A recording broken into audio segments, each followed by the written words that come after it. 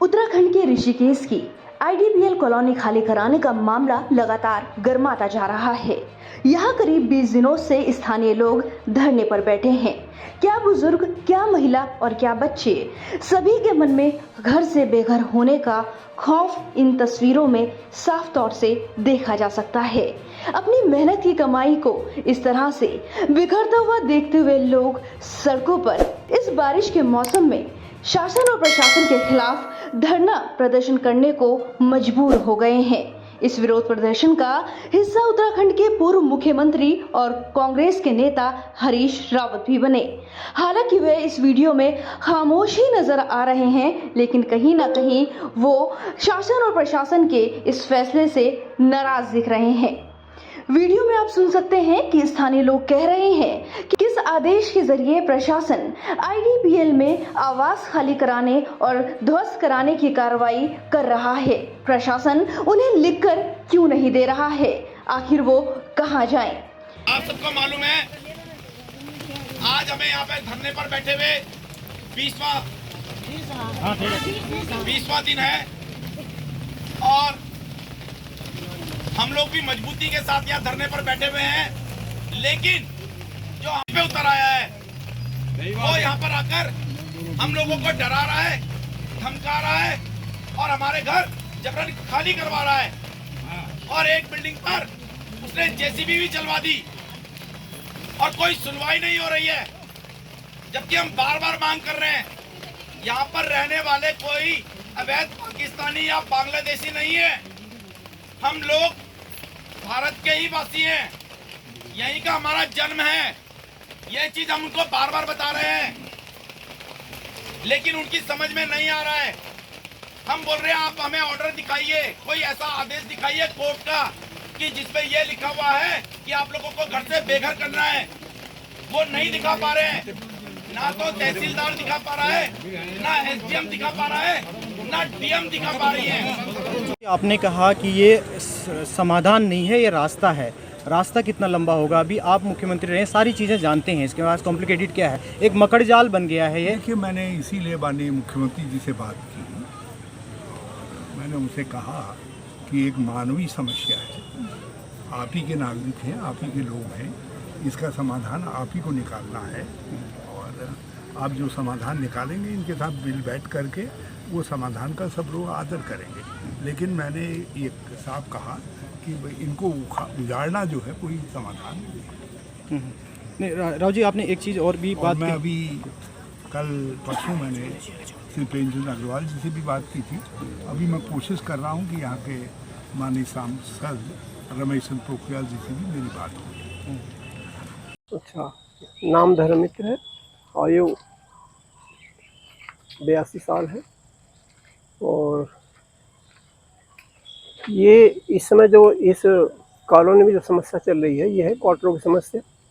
क्योंकि हम लोगों ने पूरा जीवन यहाँ गुजार दिया और हम लोगों को पूरी सैलरी भी हमारी जो वेज रीजन इन्होंने मैनेजमेंट आईडीबीएल मैनेजमेंट ने नहीं दिया था, 4 वेज इन्होंने हमारे नहीं दिए, इसलिए 6-7 हज़ार सैलरी पर हम लोग रिटायर हो गए थे। यहाँ पर इतनी कम सैलरी में फंड भी बहुत कम मिला और जितना मिला उसमें से आधा इन्होंने क्वार्टर सिक्योरिटी में रोक लिया और उसको भी उन्होंने बिना ब्याज, उसको कोई ब्याज नहीं दिया, बिना ब्याज को उसको काट के बराबर किराए में से काट के बराबर कर दिया। इसके अलावा बिजली का पैसा हमसे ये मार्केट कॉमर्शियल रेट से ले रहे हैं, जो ऋषिकेश में जो घरेलू जो दरें हैं उनसे दोगुना रेट से हमसे ले रहे हैं। 2011 से 12 साल से हमको ये कम से कम भी एक कर्मचारी से 5-6 लाख रुपए एक्स्ट्रा ले चुके हैं। वही इनकी नीति चल रही है और अब प्रॉब्लम ये है कि अब इतने कम जो फंड मिला हमको, बहुत कम मिला था, मकान नहीं बना पाए लोग, यहाँ रहने को मजबूर हैं। मजबूर मैनेजमेंट ने किया है क्योंकि उन्होंने पूरा पैसा हमको नहीं दिया। अब यहाँ पर नोटिस आ रहे हैं, नोटिस दे दिया उन्होंने, 3 बार नोटिस दे दिया, 3 लीगल नोटिस दे दिए कि खाली करिए। अचानक यहाँ से एसडीएम और पुलिस फोर्स को लेकर यहाँ पर आते हैं और क्वार्टर खाली करने यहाँ तोड़ फोड़ मचाते हैं। अभी परसों भी एम टाइप क्वार्टर में गए और बुलडोज़र लेके आ गए, उन तोड़ना शुरू किया। कम से कम 500 महिलाएं और पुरुष से इकट्ठे हो गए, वहाँ पर हो हल्ला हुआ कई घंटे बाद। तो सरकार से हम यही चाहते हैं कि हम लोगों के आवास की व्यवस्था की जाए। मेरा नाम नादिरा खान है। मैं 30 साल हो गए आईडीपीएल में, मेरी शादी होकर यहीं आई थी।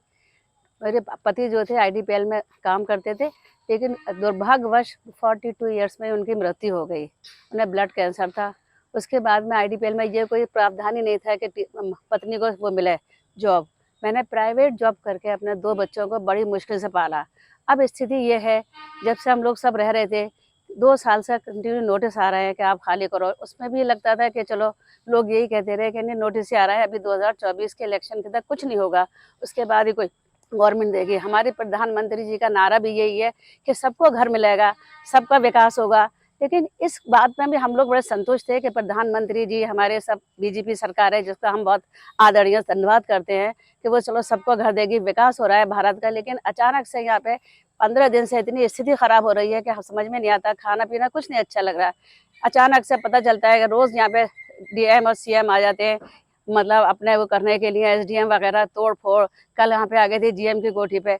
पब्लिक की यहाँ पे जैसी मेरी स्थिति है वैसे अन्य परिवार भी हैं जिनके पास सिर्फ खाने को है, क्योंकि प्राइवेट जॉब में आप लोगों को समझ सकते हैं इतनी महंगाई के टाइम में कम तनख्वाह में कैसे अपना घर बचाएं या हम मतलब खाना मतलब बच्चों के खिलाएं या खुद खाएं। ऐसी स्थिति में मेरी सरकार से यही प्रार्थना है कि कम से कम हमारी छतें जो हम जिन्हें आप घर देने को तैयार हैं, आपकी बहुत अच्छी है, लेकिन जो रह रहे हैं उनसे घर छीने जा रहे हैं। सर मेरा मतलब ये है कि आप सरकार हमसे घर ना छीने, हमें कुछ टाइम दे, 2-4 साल, जब तक हम सबके जब भी बच्चे पूरी तरह से सेटल नहीं हैं। बच्चे सेटल हो जाएंगे, हमें पता है कि सरकारी आवास होते हैं जिन्हें हमें छोड़ना ही होता है, पर फैक्ट्री अभी बंद है। फैक्ट्री बंद में जब लोग रह रहे हैं उनके ऊपर इतना अत्याचार हो रहा है, कहीं बिजली पानी काट दी जाएगी, ये सब चीज़ें मेंटली बहुत डिस्टर्ब कर रही हैं। हम लोग बहुत ही ज़्यादा परेशान हैं, इसका हल किया जाए। आईडीपीएल आवासीय कॉलोनी में रह रहे लोगों से आवास खाली कराने की कार्रवाई फिलहाल प्रशासन शुरू कर चुका है। पहले चरण में 227 आवास खाली कराए जाएंगे। इसके लिए तहसील प्रशासन ने लोगों को 3 दिन का समय दिया है कि वो खाली कर दें। आपको बता दें इसकी लीज नवंबर 2022 में खत्म हो गई थी, जिसके बाद से लोगों से प्रशासन लगातार कह रहा है कि वो अपने आवास खाली कर दें, लेकिन ये मामला इनके विरोध प्रदर्शन से और भी ज्यादा गर्मा गया है। डीएनपी इंडिया की रिपोर्ट।